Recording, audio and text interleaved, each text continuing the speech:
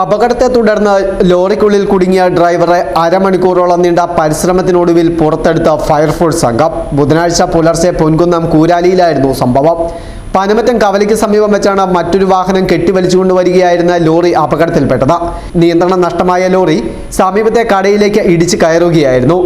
കൈക്ക് ഗുരുതരമായി പരിക്കേറ്റതോടൊപ്പം കാലുകൂടി വാഹനത്തിനുള്ളിൽ കുടുങ്ങിയതോടെ ഡ്രൈവർക്ക് പുറത്ത് ഇറങ്ങുവാനായില്ല. തുടർന്ന് കാഞ്ഞിരപ്പള്ളിയിൽ നിന്നെത്തിയ ഫയർഫോഴ്സ് സംഘം വാഹനം കെട്ടിവലിച്ച ശേഷം തകിട് ഭാഗങ്ങൾ നീക്കി ഡ്രൈവറെ പുറത്ത് എത്തിക്കുകയായിരുന്നു. എരുമല്ലൂർ സ്വദേശി ബെന്നി എന്നയാളെയാണ് അരമണിക്കൂർ നീണ്ട പരിശ്രമത്തിന് ഒടുവിൽ അപകടത്തിൽപ്പെട്ട വാഹനത്തിൽ നിന്നും ഫയർഫോഴ്സ് സംഘം പുറത്ത് എത്തിച്ചത്. Senior fire and rescue officer Noufal PIയുടെ നേതൃത്വത്തിൽ ഫയർ ആൻഡ് റെസ്ക്യൂ ഓഫീസർമാരായ Rindu M Joseph, Shameer Anoop Vijayan, Jishnu Raghavan, KS Suresh, PG Ayyappadas എന്നിവർ ചേർന്നാണ് രക്ഷാപ്രവർത്തനം നടത്തിയത്. അപകടത്തിൽപ്പെട്ട ആളെ ഉടൻ തന്നെ സമീപത്തെ ആശുപത്രിയിൽ പ്രവേശിപ്പിച്ചു. News bureau, Kanjirappally.